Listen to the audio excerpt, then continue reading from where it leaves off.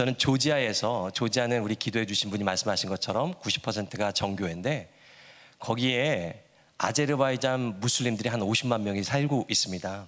거기에서 무슬림 마을에 들어가서 무슬림 사역을 하고 있는 문정배 선교사입니다. 여러분이 그동안 기도와 후원으로 저희가 저를 이제 후원해 주셔서 사역을 잘 감당했고, 그래서 이번 기회에 4년 만에 코로나 때문에 이렇게 정말 오래간만에 찾아왔는데 감사하다는 말씀 꼭 드리고 싶고, 지난 2년 참 많이 힘드셨을 텐데도 그 불구하고 저희들과 함께 해주셔서 정말 감사드립니다. 저는 2008년도에 아제르바이잔의 무슬림을 섬기기 위해서 아제르바이잔이라는 나라에 갔습니다. 거기서 4년 동안 있다가 아제르바이잔 바로 북쪽에 조지아라는 나라, 그때는 이름이 그루지아였어요. 그루지아로 더 잘 알려져 있는데, 그루지아에 수백 년 전부터 아제리 무슬림들이 50만 정도 살고 있는데 아제리 말로 선교하는 선교사가 없다라는 얘기를 듣고 아제르바이잔에서 조지아로 넘어갔습니다. 조지아로 넘어갔지만 제 사역의 대상은 조지아 사람들이 아니라 조지아에 있는 아제리 무슬림 사람들. 거기 넘어가가지고 지금 아제리 마을에 들어간 지 이제 10년 되었습니다. 거기서 이제 동네 아이들 모아서 키즈 클럽, 영어도 가르치고 게임도 하고 뭐 그렇게 하기도 하고, 청소년들에게 기타도 가르치고 또 축구도 같이 하면서 관계를 맺고, 하나님이 은혜 주셔서 그 청소년들 중심으로 작은 셀교회, 교회라고 하지만 몇 명 안 되니까 셀 공동체, 이 무슬림 한가운데 있는 셀 공동체를 세워서 섬기고 있습니다. 아직 우리 형제들은 목사가 뭔지 선교사가 뭔지 전혀 몰라요. 저를 어떻게 부르냐면 정배삼촌. 그 친구들 부모들이 저랑 나이가 같기 때문에 정배삼촌. 그러니까 저의 정체성은 우리가 이제 마르네올리라는 이제 그 아제리 마을인데, 트빌리시 수도에서 한국 문화센터를 운영하는 예수 믿는 정배삼촌. 저를 그렇게 알고 있습니다. 특별히 감추려고 한 게 아니라 이거면 충분하다고 생각했기 때문에, 목사가 뭔지도 모르고 교회도 없고 그런 것에서 예수 믿는 하나님의 사람이면 충분하다고 생각했기 때문에 그렇게 살고 있습니다.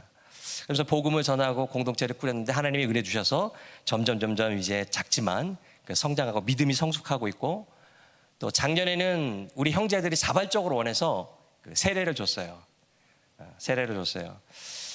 제가 모임을 시작한 다음에 같이 찬양하고 예배하고 예수 이름을 찬양하는 그 형제들한테 세례를 받으라고 한 번도 안 했거든요. 왜냐하면 진짜 크리스찬인지 아직도 무슬림인지 이걸 확인할 방법이 없어서. 왜냐하면 우리는 진짜 제가 10년 살았으니까 얼마나 친해졌겠습니까? 굉장히 친해지니까 그쪽 시골 마을에는 접대하는 문화가 있어요. 손님한테 맞춰주는 거예요. 그래서 만약에 대놓고 제가 복음을 막 전했으면 아멘하고 받았을 거예요. 영접할래? 그러면 영접했을 거예요. 무엇을 위해서? 저를 위해서. 저 무한하지 말라고. 접대예요. 그러니까 저게 크리스찬인지 아직도 무슬림인지 알 방법이 없는 거예요. 물론 예수님 찬양하고 기도하고 이런 지 이미 오래가 됐어요. 이제 주일날 저녁마다 청년들이 같이 모이는데, 그래서 세례받으라는 말 한 번도 안 했어요. 그런데 이 친구들이 성경을 읽다가 자기들 세례받고 싶다고 자발적으로 원해서 세례를 줬습니다. 침대탕 하나, 목욕탕 빌려가지고 딱 옷 입고 세례를 딱 줬습니다. 이게 이 친구들이 예수 믿는다고 교회 공동체 온 지 7년 만에 형제들이 세례를 받게 됐어요. 그래서 2년 동안 코로나 때문에 저희도 참 많이 힘들었거든요. 근데 그 가운데서도 하나님이 주신 은혜, 형제들이 원해서 세례를 받은 거, 이게 저희들 마음 가운데 큰 기쁨이었습니다. 그리고 제가 리더 가정들을 양육하고 있고, 그 작년 연말부터는 좀 이따 자세하게 말씀드리겠는데 트빌리시에 있는 작은 한인교회를 같이 맡아 섬기게 됐습니다. 제가 우리 목사님 말씀하신 것처럼 4년 전에 우리 세움교회 방문했었는데 기억하시는 분 덜어 계실지 모르겠습니다. 그때 제가 이 무슬림들이 예수를 믿고 살아가는데 주의를 지킬 수가 없는 거예요. 왜냐하면 돈이 제일 중요하니까 사장이 나오라고 무조건 나오는, 자동차 정비공 하는 친구도 있고 샤시 하는 친구들도 있고 농사 지는 친구들이 있는데 주인이 나오라면 나오는 거예요. 그래서 우리가 모임을 항상 주일 밤 7시 하는 거예요. 주일 밤 7시 다 일 끝나고 하는데도 시간이 보장이 안 돼요. 그래서 내가 얘들을 정말로 그리스도인답게 살려면 주일을 쉬면서 하나님을 예배하고 돈이 주인이 아니라 정말로 사람들을 섬기면서 그렇게 사는 그런 공동체를 꾸려야 되겠다. 그래서 기도하고 있었어요. 하나님, 우리 기술자가 있는데 자동차 정비소를 차릴 수 있도록 도와주세요. 얘기도 못하고 좀 이렇게 뻔뻔하게 생겼어도 소심해가지고 얘기를 못하고 그렇게 기도하고 있는데, 어떻게 하다가 우리 김희규 목사님이 들어가지고 우리 세움교회에서 후원해 주셔서 감사하게 자동차 정비소를 세웠습니다. 그리고 이삭이라는 형제, 그 형제를 중심으로 지금 잘 운영하고 있어요. 그리고 자기가 먹고 살 뿐만 아니라 우리 형제들이 기반이 돼서 이제는 조금 더 확장돼서 자동차 매매를, 중고 매매를 해요. 미국에 보면 사고 난 차량 보험 처리가 너무 비싸니까 경매를 처분하거든요. 그럼 사고가 살짝 난 차들을 이제 조지아로 가지고 와서 기술자가 있잖아요. 다 수리해서 판매하는 그런 일을 시작했습니다. 이미 세대를 들여왔고 이제 시작하고 있습니다. 이게 우리 형제들의 굉장히 중요한 삶의 기반이거든요. 주의를 지키며 하나님의 사람으로서 영향력 있게 무슬림들 가운데서 살아가는 것. 아직도 이 형제 부모님들은 무슬림이고, 이 형제 부모님들은 우리가 크리스찬이니까 쟤네들이 주일마다 뭐 하는구나 라고 눈치는 채고 있지만, 저희들이 항상 이제 선한 관계를 맺고 다 좋으니까 얘기는 하지 않고, 그래서 우리 형제 부모님들은 어렴풋이 쟤네들이 무슬림은 아닐 거다, 자기 자식들이 라고 생각을 하고 있지만, 뭐 완전히 우리 형제들이 커밍아웃을 하지 않는, 뭐 제가 목사인지도 모르고 뭐 그렇게 살아가고 있습니다. 어쨌든 이번 기회에 꼭 말씀드리고 싶은 것은, 그런 무슬림 사회에서 그리스도인으로 살아갈 수 있는 삶의 정말 귀한 기반을 제대로 얘기도 못했는데 우리 김용희 목사님 통해서 세움교회에서 이렇게 헌신해 주셔서 저 같은 선교사가 선교할 수 있고, 또 우리 형제들이 거기에서 그리스도인으로 살아갈 수 있다는 사실을 정말로 꼭 말씀드리고 싶었습니다. 정말 감사를 드립니다. 제가 선교사로 떠난 지 이미 14년이 됐는데, 지난 날을 돌이켜보면 참 막막할 때가 참 많았어요. 뭐가 막막하냐면, 내가 지금 이렇게 선교하는 게 이게 맞나? 진짜 하나님이 이것을 원하시는가? 내가 제대로 살고 있고 제대로 가고 있는가? 뭘 결정해야 되지 잘 모를 때가 참 많았습니다. 선택하기 힘들고, 그래서 결정하기 힘들었던 순간이 참 많았습니다. 그때마다 선교사가 뭐 합니까? 물어볼 사람 아무도 없고 하나님께 묻는 거죠. 하나님, 어떻게 합니까? 근데 뭐가 힘든 줄 아십니까? 하나님이 말씀하시는 것 같은데 뭐가 하나님의 말씀인지 구분을 못 하겠어요. 하나님의 말씀이 들리지만 또 다른 소리들이 수만 가지 소리들이 들리는 거예요. 사람들은 다른 얘기를 하고, 현실을 보면 현실은 또 다른 얘기를 하며, 어떤 게 하나님의 음성인지 그를 기울이는 게 쉽지가 않았습니다. 실제적으로 성경에 나와 있는 하나님의 음성보다 현실의 소리가 더 크게 들리고 사람들의 소리가 나에게 더 영향을 미칠 때가 참 많았거든요. 그러나 중요한 것은, 제가 깨닫고 붙잡는 것은 뭐냐면, 우리 그리스도인은, 우리는 사람들의 소리, 현실의 소리를 청종하면서 사는 게 아니라 그 수만 가지 소리 중에서도 하나님의 목소리, 그 음성에 청종하도록 부름받은 사람들이라는 사실입니다. 이거 굉장히 중요한 정체성이에요. 우리가 어떤 사람이라고요? 하나님의 목소리를 청종하도록 부름받은 사람. 얼마나 세상이 혼탁합니까? 오늘 우리가 읽은 본문에 하나님의 소리를 청종하지 않고 현실의 소리에 귀 기울이고 사람들 소리 때문에 영향받아서 망한 사람이 나오죠. 누굽니까? 바로 사울입니다. 여러분 너무나 잘 알고 계시죠? 몇 년 전에 사무엘 상하, 저 김희규 목사님 팬입니다. 종종 설교를 들어요. 사무엘 상하 하셨죠? 그래서 내용은 너무나 잘 알아서 제가 삶에서 이제 간증 중심으로 간단하게 말씀을 전하려고 합니다.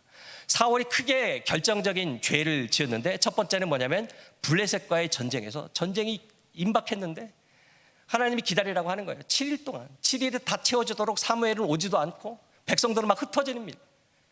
전쟁을 비교해 봤더니 군사력이 비교가 안 돼요. 다 숨고 도망가고 남은 병사들까지, 사람들까지 막 흩어지고 7일을 기다려서 7일을 딱 기다렸는데 사무엘은 오지도 않고 백성들이 다 도망가니까 뭐라도 해야 되겠기에 사울이 더 이상 기다리지 못하고 자기가 하나님 앞에 제사를 지내라고 명령을 내리죠. 사울에게는 블레셋이 더 커 보였습니다. 사울에게는 사람들이 더 중요했습니다. 아니 뭐라도 사람이 남아야지 싸우기라도 할 거 아닙니까? 사울은 사람들의 소리, 현실의 소리가 하나님의 소리보다 더 크게 들린 사람이었습니다. 두 번째 사건은 우리가 읽은 오늘 본문인데, 하나님이 옛날부터 멸하려고 작정하신 그런 잔인한 족속이 하나 있었습니다. 어떤 족속이죠? 아말렉. 예, 잘 아시네요. 아말렉. 그 아말렉을 심판하시는 게 하나님의 뜻이었어요. 그 심판하시는 일을 사울에게 맡기십니다. 이거 두 번째 기회예요.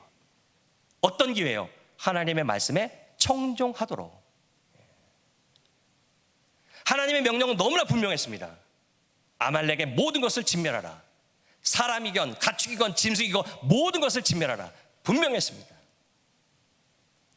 그 말씀 따라서 진멸하다 보니까 차마 없애버리기에는 너무 아까운 것들이 있었죠. 진짜 기름지고 보기 드문 아름다운 소와 양과 가축들, 그래서 좋은 것들을 싹 남기고 가치 없는 것들을 진멸해버렸습니다. 하나님 편에서는 오랫동안 작정하신 하나님의 심판의 대상이었는데 인간의 탐욕스러운 눈에는 그게 그렇게도 아까워요. 그렇게도 매력적으로 보여요. 차마 버리기에는 아까운 것. 이게 죄의 습성인 것 같아요. 오늘 우리가 읽은 성경 사무엘상 15장 19절에는 사울을 사무엘이 책망을 합니다. 우리 19절 한번 읽어볼까요? 19절 다 같이 읽습니다. 시작. 어찌하여 왕이 여호와의 목소리를 청종하지 아니하고 탈취하기에만 급하여 여호와께서 악하게 여기시는 일을 행하였나이까? 어찌하여 청종하지 아니하고 악한 일을 행하십니까? 그때 핑계를 대죠. 다 진멸했는데 뭐요? 가장 좋은 것을 백성들이 당신의 하나님께 제사 드리려고 남겼습니다. 말도 안 되는 얘기죠. 사무엘이 또 책망을 합니다. 우리 22절을 한번 읽어보겠습니다. 22절 시작. 사무엘이 이르되 여호와께서 번제와 다른 제사를 그의 목소리를 청종하는 것을 좋아하신 같이 좋아하시겠나이까?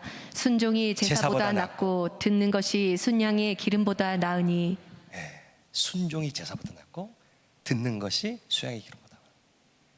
하나님의 목소리를 청종하는 것보다 더 좋아하는 게 있겠습니까? 그제서야 사울이 죄를 고백하는 듯합니다. 우리 24절 한번 읽어보겠습니다. 24절 시작. 사울이 사무엘에게 이르되 내가 범죄하였나이다. 내가 여호와의 명령과 당신의 말씀을 어긴 것은 내가 백성을 두려워하여 그들의 말을 청종하였음이니이다. 내게 범죄했습니다. 하지만 또 핑계를 대죠.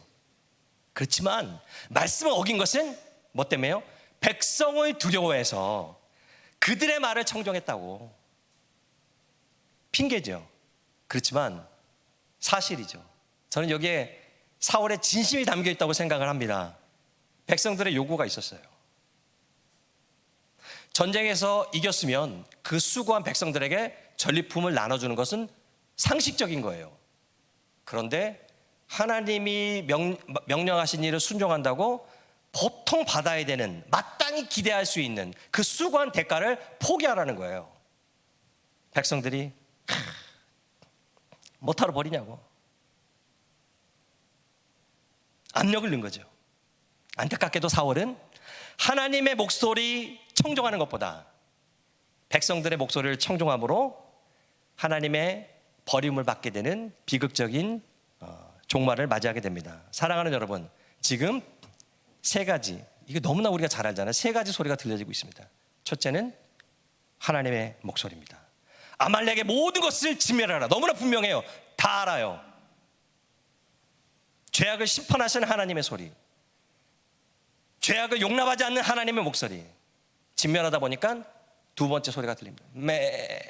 양의 소리, 소의 소리. 이걸 다 버려야 돼? 정말 아까운 현실의 소리. 현실을 고려해 볼 때 이거 상식적이지 않아. 나름대로 합리화하면서 남겨두고 싶은 것들, 현실의 소리입니다. 세 번째는 사람들의 소리, 그 현실을 반영하는 사람들의 소리. 뭐하러 그러냐고, 좋은 데 쓰면 되지. 다 그러는데 왜 그러냐고. 합리화하면서 결국은 자기들의 욕망을 채우려고 하는 사람들의 소리. 이 사람들의 말이 완전히 틀린 말은 아니잖아요. 그리고 중요한 게 뭐냐면 사울에게는 이 사람들의 인정이 필요했어요. 이 사람들의 지지가 필요했어요. 그게 중요했어요. 무시할 수 없는 백성들의 소리, 바로 사람의 소리입니다. 여러분, 사울이 어떤 소리를 청종해야 했습니까? 답은 뻔하잖아요. 너무나 잘 아시잖아요. 사랑하는 여러분,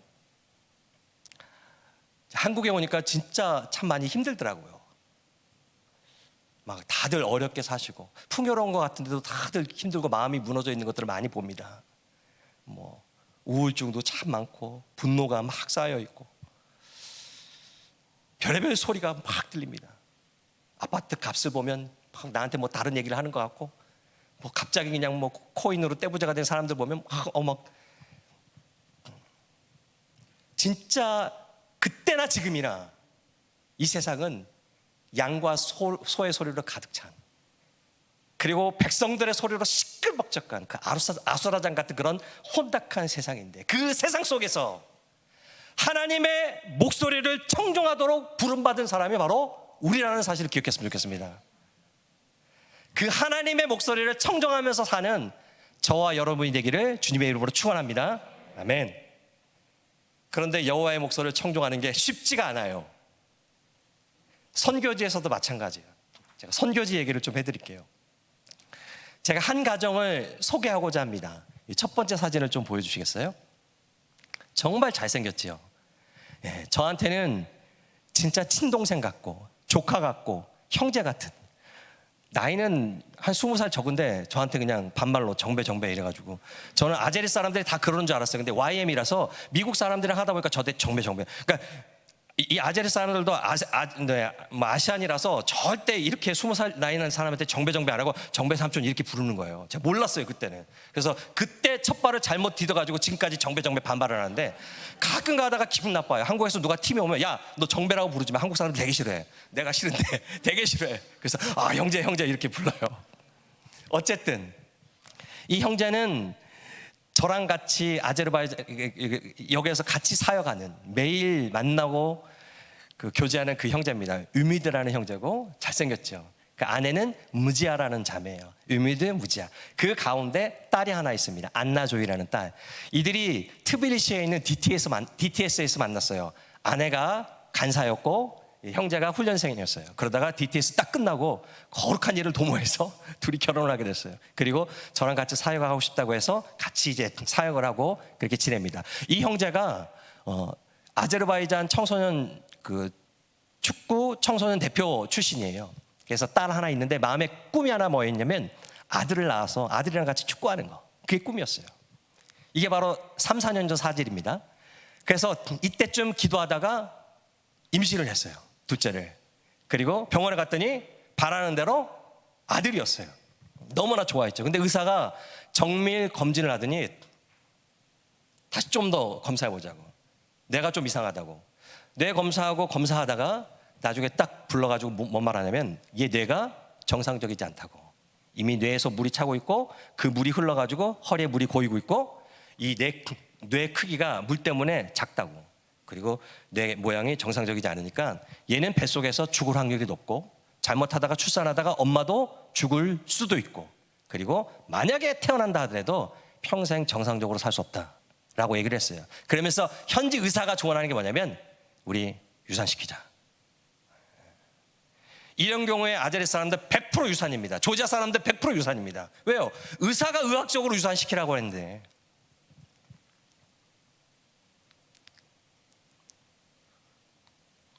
여러분이라면 어쩌시겠어요? 제가 그 장애인 사역을 대학 때 했었거든요. 우리 김유기 목사님도 같이 했었는데, 근데 이게 실제로 자기에게 닥치면 정말 쉬운 문제가 아닙니다. 제가 장애인 사역을 하면서, 장애인 사역이 힘들잖아요. 제일 겁나는 게 뭐였냐면, 하나님이 나를 장애인 사역으로 콜링하려고 나한테 장애아를 주시면 어떡하지? 이런 고민을 했었어요. 왜냐하면 장애인 사역하는 분들 보면 가족 중에 장애인이 있어서 거기에 헌신하는 분들이 많고, 우리 선후배들 중에 딱 보면 뭐 확률상 뭐 장애인이 날 확률이 있긴 하지만, 제가 느끼기에는 하나님께서 장애인 사역에 헌신하라고 장애아를 주시는 경우가 있다고 생각했거든요. 실제로 태어났고. 그래서 제 마음 가운데 장애인 사역이 힘든데 장애인 선교를 계속하라고 하나님께서 그렇게 부르시려고 내 아이들을 장애아로 주시면 어떡하나. 그래서 딱 태어나면 발가락부터 확인하고 손가락부터 확인하고, 아니네, 다행이네, 하나님이 장애인 사역을 안 불렀구나, 할렐루야. 이렇게까지는 아니지만 두려움이 있었습니다. 실제적으로 내 아이가 장애인이 될 수 있다. 물론 장애아 검사도 안 했지만 하나님 주시면 낫는 거니까 두려움이. 이런 마음을 가지고 있었기 때문에, 실제적으로 고민했기 때문에 이 친구들이 얼마나 마음이 힘들었을지 잘 압니다. 무슬림 국가잖아요. 시골이잖아요. 의사가 죽이라잖아요. 현실을 봤을 때, 가장 전문가인 의사의 얘기를 들었을 때 답은 뻔하잖아요. 제가 나란 얘기를 못 하겠더라고요. 아무 말도 못했어요. 잘 아니까. 근데 기도하다가 낳기로 결정했어요. 딱 하나, 생명은 하나님이 주셨다는 그 믿음 때문에, 그리고 한 생명이 천하보다도 귀하다는 그 말씀을 믿고 낳습니다. 어떻게 됐을까요? 나서 정상이 되고 잘 살고. 이렇게 됐으면 좋았겠지만, 두 번째 사진 보여주세요. 예, 루카스입니다. 루카스. 태어났습니다. 태어나자마자 등에 이렇게 물혹이 있었어요. 이렇게. 그래서 태어난 지 일주일 만에 전신마취라고 그 혹을 제거하는 수술을 했습니다. 태어나자마자. 뭐 뇌나 이런 데 더 치명적으로 이제 영향을 미쳤겠죠. 그리고 봤더니 여전히 머리에 물이 차는 거예요. 그래서 태어난 지 한 달 만에 다시 전신마취를 하고, 여기에 션트라는 이 펌프 같은 기계를 딱 박아가지고 거기에서 물이 빠져나가서 튜브를 통해서 이 신장으로 빠져나가는 거예요. 그것을 태어난 지 한 달 만에 여기 박았습니다. 그래서 하나님의 은혜로 재정은 다 채워져서 얼마나 감사한지 몰라요. 채워졌어요. 그래서 이 아이 귀 여기는 이렇게 볼록 튀어나왔어요. 여기 션트를 꽂아가지고. 그리고 나이가 되면 또 갈아야 되는 그런 수술을 해야 됩니다. 그래서 이렇게 돼서 그 다음에 나름 이렇게 잘 살았으면 얼마나 좋았겠습니까? 한 5, 6개월 지났는데 애가 조금 이상해요. 그러니까 다리가 이 근육이 안 붙어요. 그리고 발이 이렇게 막 꺾여 있습니다. 나중에 검사했더니 발에 근육이 제대로 없어요. 뇌성마비는 아닌데 근육이 없어요. 그리고 발이 접혀져가지고 안 되겠어요. 걷지도 못하고 서지도 못하고. 그래서 1년도 안 돼서 발의 뼈를 제거하고 하는 수술을 했습니다. 그리고 몇 달 동안 보조기를 꽂았어요. 한 2년쯤 있는데, 1년 반쯤 있는데 애가 청각 반응이 없는 것 같아요. 막 보고 뭐 웃기는 하는데 소리를 못 듣는 것 같아요. 고민하다가 병원에 데려갔습니다. 병원에 들어가서 뇌 검사를 하고 신경 다 검사했는데 청각신경이 완전히 죽어버린 거예요. 없어요. 수술 때문에 그랬는지 태어나면서부터 그랬는지 몰라요. 그래서 요즘엔 기술이 좋아가지고 인공와우라고, 인공 달팽이관을 여기다 딱 달아서 이제 그 밖에서 듣는 그 소리를 진동으로 바꿔가지고 뇌에 딱 연결하면 소리가 들릴 수 있게 된대요. 근데 보험이 안 되니까 한쪽에 1,000만 원, 2,000만 원이면 이렇게 수술을 할 수 있다 하더라고요. 그래서 제가 얘 소리는 듣게 해줘야 되겠다. 그래가지고 돈을 모아서 얘네들한테 얘기 안 하고, 기대할까봐, 내가 못 모을까봐 돈을 모으고 있었는데, 나중에 2년 정도 됐을 때 정밀 검사를 했어요. 청각신경이 완전히 죽었을 뿐만 아니라 뇌가 망가져가지고 윈공와를 낄 데가 없는 거예요. 그리고 좌뇌, 우뇌, 이게 무슨 말인지 모르겠는데 현직 의사 말은 그래요. 좌뇌, 우뇌 사이에 뇌가 있는데 얘는 이게 없대요. 그래서 얘는 아무것도 반응도 못할 거라는 거예요. 근데 보면은 진짜 사진을 찍어보면 그 중간이 없어요. 그런데 반응하고 다 웃고 다 이러거든요. 소리만 못 들을 뿐이지. 태어난 지 지금 31개월이 됐습니다. 여전히 앉지도 못하고 이제 겨우 주님의 은혜로 목을 가눠요. 서지도 못하고, 들을 수 없으니까 말하지도 못하고, 대소변 다 받아줘야 되고, 움직이지 않고 가만히 있으니까 장운동이 안 되니까 변을 볼 때마다 막 고통을 해요. 막 마사지하고 이렇게 약 먹이고, 툭하면 병원에 가고, 뭐 해줄 게 없더라고요. 몰래 돈 모았다가 울면 같이 울어주는 것밖에.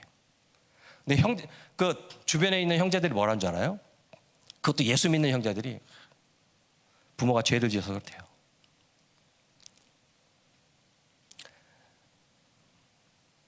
좋은 마음으로 니들이 감춰진 죄가 있어서 회개해야 되지 않냐고. 제가 아제리 사역자들 중에 얘네들처럼 돈 때문에 사역하지 않고 얘네들처럼 순수하게 사역하는 사람 없거든요. 내가 지금 막 욕이 막 나오더라고요. 이런 막 욕이 나오려고 그래. 이런 지들의 형편을 보고 진짜 진짜 하나님이 저한테 순수한 형제를 주셨거든요. 이게 저한테 큰 축복인데 막 화가 나더라고요. 분노가 막 일어나더라고요.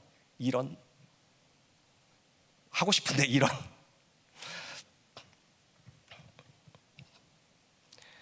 막 형제가 걱정을 해요. 어느 날 아내가 없어지면 혹시 이제 우울증 때문에 뭐 어떻게 됐나 해가지고 걱정도 하고. 그렇게 2년 반 지났는데 지금 3번째 사진 한번 보여주시죠. 예, 이 아이예요. 누카스. 많이 컸죠. 여전히 걷지도 못하고 혼자서는 앉지도 못하고 말도 못하지만 얼마나 사랑스러운지 몰라요.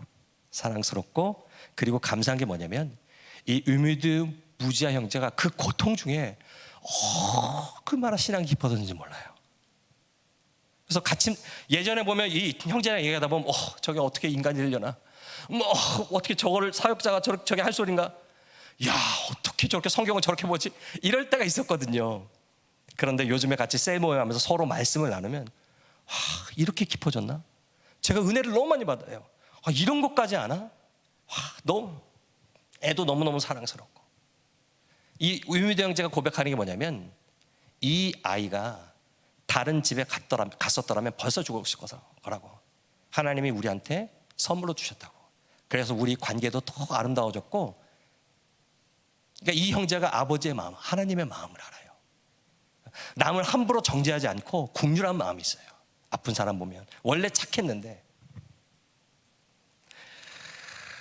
앞으로 넘어야 할 산이 아직도 많고 이들의 싸움은 현재 진행 중입니다. 그리고 평생 짊어지고 가야 될 거예요. 사랑하는 여러분, 이 형제가 현실의 소리를 청종했다면, 사람들의 소리를 청종했다면 아주 간단했겠죠. 쉬웠겠죠. 이들도 아마 평범하게 살았을 겁니다. 그런데 현실적인 대안을 포기하고 하나님의 말씀을 순종했습니다. 제가 드리고 싶은 말씀은 뭐냐면, 하나님의 말씀을 청종하는 길을 선택했다고 우리에게 장밋빛 인생이 쫙 펼쳐지는 것은 아닙니다. 그러나 하나님의 말씀에 순종하고 우리의 중심을 하나님께 보일 때 하나님은 우리 인생에서 가장 귀한 일을 하십니다. 그게 뭡니까? 당신이 하고 싶은 가장 귀한 일, 하나님의 사랑이 어떤지 알게 하시고 하나님의 마음을 알게 하시고, 그리고 우리 인생에서 주님 없이는 살 수 없다는 그 귀한 고백을 깨닫게 하시고, 주님의 사랑이 내게 가장 필요하다는 것을 알게 하는 사실, 그것을 배워가는 게 인생이라고 생각하고 그것을 배워나가는 과정이 영성의 과정이라고 저는 생각합니다. 사랑하는 여러분, 우리가 하나님의 말씀을 청종했다고, 우리가 하나님이 기뻐하시는 길을 선택했다고 꼬였던 상황이 다 펴지면 얼마나 좋겠습니까? 그리고 결국은 잘 먹고 잘 살게 됐다라고 그런 동화 같은 해피엔딩이 일어났으면 얼마나 좋겠습니까? 그러나 그런 일들은 나의 삶 속에서 안 일어날 수도 있습니다.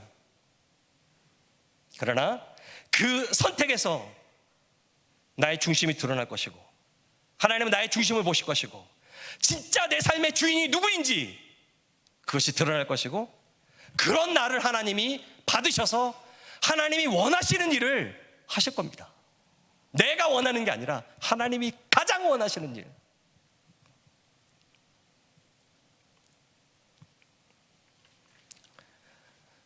지금부터 11년 전에 제가 아제르바이잔에 선교사로 간지 3년도 채 안 됐을 때, 조지아로 넘어가기 전에 저희 GMS 선교사님이 2가정이 있었습니다. 저와 저의 선배 선교사님. 그때 둘이서 같이 일하고 있었는데, 그때 선임 선교사님이 목뼈가 부러지는 사고를 크게 당했습니다. 그래서 병원에 갔더니 4시간 안에 수술 안 하면 생명이 위험하다. 이게 3번, 4번, 이 목을 뭐라고 경추라고 그러나? 잘 기억이 안 나는데, 그 경추에 이 디스크가 눌려가지고 신경을 콱 누르고 있었어요. 그래서 3-4시간 안에 수술을 안 하면 죽는다. 수술을 하려고 했더니, 그래도 아제르바이잔에서 제일 좋은 병원에 갔더니 선교사들이 난리가 나요. 어떻게 아제르바이잔에서 수술을 하냐. 지금도 형편없는데 그때는 11년 전에 말도 안 됐거든요. 팔이 부러져가지고 뼈 수술을 했는데 나중에 한국에 가보니까 잘못했대요. 그래서 다시 부러뜨려가지고 수술하는 경우도 많고, 괜히 별것도 아닌데 폐에 구멍을 뚫고 뭐 이래가지고 말도 안 되는 의료 사고들이 많았기 때문에 난리가 나면서 선교사님들. 그래서 그 사진을 한국에다 보냈어요. 한국에 보냈더니 한국의 서울대 의사 선생님들이 뭐라 하냐면 수술 당장 해야 된다고. 선택의 여지가 없었어요. 그래서 제일 좋은 병원에 들어가서 급하게 수술을 했습니다. 그 결정을 제가 내려야 했어요. 3년 아무것도 모르고 얼마나 힘들었지. 해야 되나 말아야 되나, 해야 되나 말아야 되나. 온통 별의별 소리가 다 들리고 뭐 암울하고 걱정이 되고 급하게 수술했어요. 다행히 생명을 건졌습니다. 그런데 목 아래로 전신마비가 왔어요. 전신마비가 오니까 문제가 뭐냐면 폐가 움직이지 못하니까 숨을 못 쉬는 거야. 폐에 물이 고여요. 원래 전신마취한 다음에 여기 물이 많이 고이거든요. 폐부종. 물이 고여가지고 수술을 못해서 목을 구멍을 뚫고 간신히 몇 번 죽을 고기를 넘겼습니다. 그러다 천신만고 끝에 사고 난 지 2달 만에 한국으로 급히 이송을 했습니다. 그 옆에서 돌보고 사건 처리하고 했던 2달간 전 정말 힘들었습니다. 진짜 많이 슬펐어요. 간지 3년밖에 안 돼 선교사가 뭐 하겠어요. 둘밖에 없었는데 막 슬픔에 빠졌어요. 슬픔에 빠져서 이렇게 잠이 들었다가 자다가 깨보면 이제 울다가 잠을 깨고, 40이 넘은 남자가 그렇게 울다가 잠을 깨니 그런 힘들었어요. 그래서 보낸 다음에 거의 제정신이 아닌 저희 모습을 보고 옆에 있던 선교사님이 우리가 애들 봐줄 테니까 어디 좀 바람 좀 쐬라고 그래가지고 제안하고 둘이 그 두바이로, 아제르바이잔 바로 밑이 이란 두바이거든요. 그쪽으로 여행을 갔어요. 그곳을 여행지로 선택한 것은 뭐냐면 두바이에 한인 슈퍼가 있었기 때문에 한인 슈퍼에 가서, 우리 동네는 없거든요. 지금도 없는데 한인 슈퍼에 가가지고 만두하고 라면, 소울푸드잖아요. 한국민의. 그것 좀 먹으면서 좀 쉴 것 같아서. 그래서 한인 슈퍼 옆에 가장 싼 숙소를 딱 잡아놓고 아는 사람 하나도 없는 그 두바이를 미친 듯이 걸어 다녔어요. 제정상이 아니었으니까. 자다가 꿈에서 이상한 꿈 꾸고 깨다 보면 울고 있고 아내랑. 그래서 두바이를 막 걸어 다녔습니다. 버스 타다 걷고 지하철 타다 걷고 또 걷고 바닷가를 걷고 도시를 걷고 쇼핑몰을 걷고 막, 난 정신없이 막 걸어가고 아내는 좀 같이 가고 뒤따라오면서 그렇게 진짜 한국 남자처럼 그렇게 걸어 다녔습니다. 그러다가 한 4일쯤 걸어 다니다가 지쳐가지고 어떤 바닷가에 딱 앉아서 석양을 보고 있는데 그때 정신이 싹 들어오더라고요. 이제 좀 정신이 들어온다. 그리고 다시 아제르바이잔을 복귀했습니다. 근데 문제가 뭐냐면 두바이 평생 처음 갔으니까 얼마나 사진을 많이 찍었겠습니까? 7성급 호텔, 뭐 두바이 제일 막 들어가진 않았지만 밖에서 사진 찍고 했던 그런 사진들이 있는데 와 보니까 그게 싹 다 날아간 거예요. 제가 자료 정리하는데 귀신이거든요. 잘하거든요. 막 데이터 정리하고 막 영상 만들고 이런 거 잘하는데 평소에 그런 실수 안 하는데 싹 사라져 버리는 거. 컴퓨터로 옮겼다 그랬나 태블릿 옮겼다 잘 모르겠는데 싹 사라져 버린 거예요. 아깝다. 평생 두바이로 갔는데 한 번 두 번 이렇게 자식들한테 보여주고 그 다음에 싹 날아간 거 보고 아쉽다라고 그렇게 잊어버리고 살았습니다. 그러다가 제가 조지아로 넘어왔고, 조지아로 넘어갔을 때 두바이의 한인교회에서 저희들을 초청했어요. 두바이 미션 페스티벌. 저는 두바이에 그렇게 큰 한인교회가 있는지 몰랐어요. 초청을 했어요. 무슬림 선교사들을 초청해서 참석했습니다. 갔더니 얼마나 융숭한 대접을 받았는지 모릅니다. 아침부터 저녁까지 세끼 한식이 나오더라고요. 한국 밥이 나오고 간식으로 떡이 나오고 한국 과자가 나오고 강사도 그때 제가 제일 좋아했던 유기성 목사님 나오고 숙소도 성도들 집 연결해가지고 성도들 집에 갔는데 두바이 아파트 월세가 6,000불이래요. 그러니까 700만 원. 네. 그런 데서 진짜 좋은 차로 아침에 수련회 데려다주고 막 이러고 참 정성스럽게 치과 치료도 받고 정성스럽게 참 대접을 많이 받았습니다. 그리고 우리 애들도 수많은 MK 수련회를 참석했는데 이때가 제일 프로그램이 좋았대요. 프로그램이 아주 단순해요. 아침 먹고 놀고 점심 먹고 놀고 저녁 먹고 놀고. 평생 제일 좋았대요. 그러니까 두바이 한인교회 그 집사님들, 주일학교 집사님들도 그러더라고요. 우리가 이래도 되나? 그래도 선교사 다녔는데 기도해라도 해야 되지 않나? 이거 의심하면서 그래도 해봐야지 하면서 진행했는데 저희들 아이들 얘기가 평생 했던 수련회주 그게 제일 좋았대요. 다 무슬림 국가에서 왔거든요. 다 눌려 지내다가 거기 가가지고 마음껏 먹고 마시고 영화 보고 돌아다니고 구경하고 막 3박 4일 동안 아주 행복해가지고 완전히 채워졌었어요. 그리고 감동적이었던 게 좋은 사진, 아주 훌륭한 사진사가 사진을 탁탁탁 찍어주는 거예요. 그때 제가 잘됐다. 나 두바이에서 찍은 사진 다 잃어버렸는데 야, 이 사진으로 대신하면 되겠구나 라는 생각을 딱 하는 순간 제 마음 가운데 어떤 생각이 딱 들었냐면 내 과거의 두바이를 지금 두바이가 덮어버리고 있구나 라는 생각. 옛날 거를 지금이 다 지워버리고 있네 라는 생각을 하는 순간 하나님의 음성이 제게 들렸습니다. 정배야, 이제 됐다. 이제 내려놓아라. 그동안 수고했다. 내가 너를 안다. 싹 덮어버리는 거예요. 이제 됐다. 이제 잊어버려라. 이제 내려놓으라는 그 음성을 듣고 얼마나 울었는지 모릅니다. 그리고 딱 10년 뒤 작년에 조지아에서 저의 선배 선교사님 한 분을 또 잃었습니다. 코로나가 와서 델타가 유행했을 때 현지 병원에서 조지아에서 급하게 입원을 했는데 산소 포화도가 점점 떨어지고 폐가 점점 굳어가지고 어쩔 수 없이 에어 앰뷸런스를 불러서 한국으로 이송을 했어요. 과정이 쉽지가 않았어요. 또 그 몫은 오롯이 저의 몫이었습니다. 한국 파송교회랑 연결하고 본부랑 연결하고 병원이랑 연결해서 다 서류 준비해가지고 보내고 하고 필요한 재정을 위해서 뭐 펀드레이징하고 뭐 이래가지고 이렇게 보냈습니다. 정말 힘들었어요. 저한테는 트라우마가 있잖아요. 10년 전에 그렇게 선교사 그 선배님을 보내고 몇 년 사시다가 돌아가셨거든요. 그러면서 하나님 앞에 제가 하나님 이번에도 돌아가시면 저는 선교지에 못 있을 것 같아요. 제발 살려주세요. 땡깡을 부렸어요. 진짜 은혜로 에어 앰뷸런스를 띄워서 보냈습니다. 한국에 갔는데 막 비행기에서 막 기도해달라고 그런 거예요. 왜냐면 한국에 중환자실이 빈 게 없는 거예요. 음압병실이 빈 게 없는 거예요. 코로나 환자가 들어간. 막 기도하는데 진짜 하나님의 은혜로 서울대 중환자실, 그래도 제일 좋은 병원 아닙니까? 거기에 딱 배치가 돼서 목사님만 들어가셨어요. 사모님은 다른 병원에 들어가시고 목사님 딱 들어가셨어요. 정밀검사를 했는데 마음 놓였죠. 마음 놓았죠. 정밀검사를 딱 했는데 폐가 회복 불가능. 방법은 딱 하나, 폐 이식 수술. 근데 65세 이상 넘는 사람한테 폐 이식 수술 안 한대요. 기여자도 없고 기여 안 한대요. 기도했죠. 기도했는데 진짜 하나님의 은혜로 얼마 안 돼서 폐 이식 기증을 받을 수 있었어요. 그래서 폐를 기증받아가지고 이식 수술을 했습니다. 그리고 조금 회복되는 그 순간 참 감사했는데 그 후유증을 견디지 못하고 수술한 지 한 달 만에 작년 10월 3일 날 또 선배님 한 분이 돌아가셨습니다. 조지아에서 같이 사역하시다.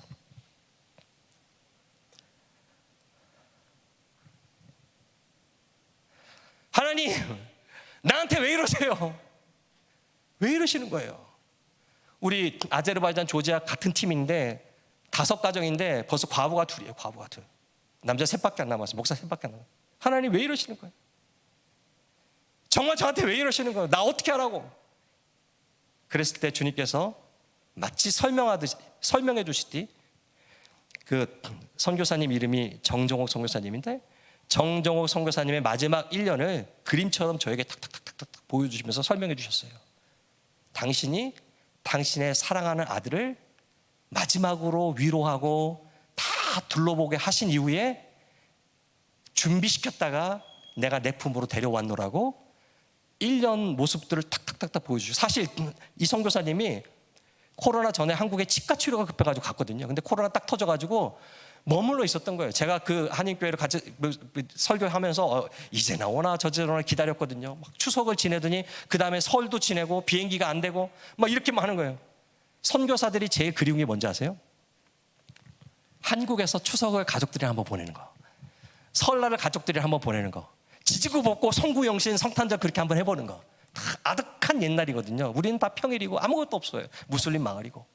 그런데 마지막 1년 이 선교사님이 35년 선교 사역을 했어요. 35년 동안 우즈벡에서 20년 했고 조지아에서 14년 했고 이 모든 선교 사역을 위로하듯이 1년 동안 손주들 다 보게 하시고 명절 때 설날 뭐 완전히 코로나 때문에 완전히 자유롭지 않았지만 뭐 설날 보내고 추석 보내고 송구영신 보내고 해돋이 보고 가족들이랑 보고 다 보고 그 다음에 들어오셨어요. 조지아에 들어오셔서 또 뭐 하셨냐면 우즈베키스탄에 갔다 오셨어요. 우즈베키스탄 20년 동안 자기가 눈물을 흘리고 씨를 뿌렸던 그 제자들 아주 크게 사역을 하셨거든요. 제자들 교회들 다 둘러보고 목사가 낸 제자들 위로하고 같이 사역하면서 쭉 둘러보고 돌아오셔서 코로나에 걸리셔서 돌아가셨거든요. 하나님께 그것을 딱 보여주신 거예요. 너희는 몰랐지만 하나님은 당신의 아들의 마지막 길을 준비하셨던 거예요.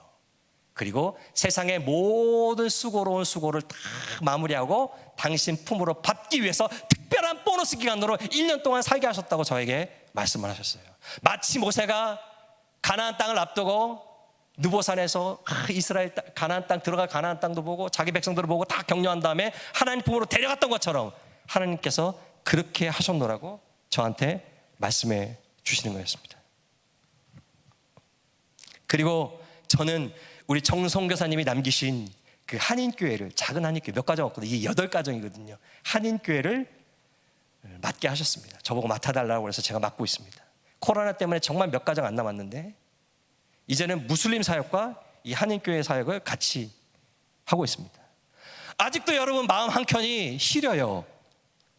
그래서 우리 김유규 목사님 상담 많이 하시는데 저도 선교사들 상담하는 데다 상담 신청을 해놨어요.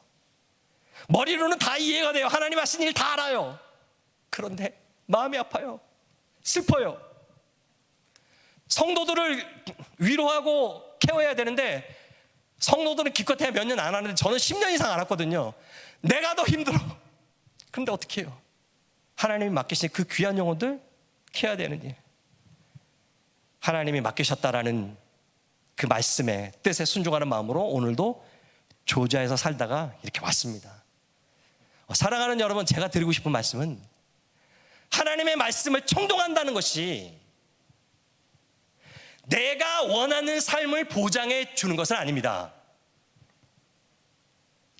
어쩌면 현실적인 소리와 사람들의 소리가 진짜 나를 채워줄 것 같아요.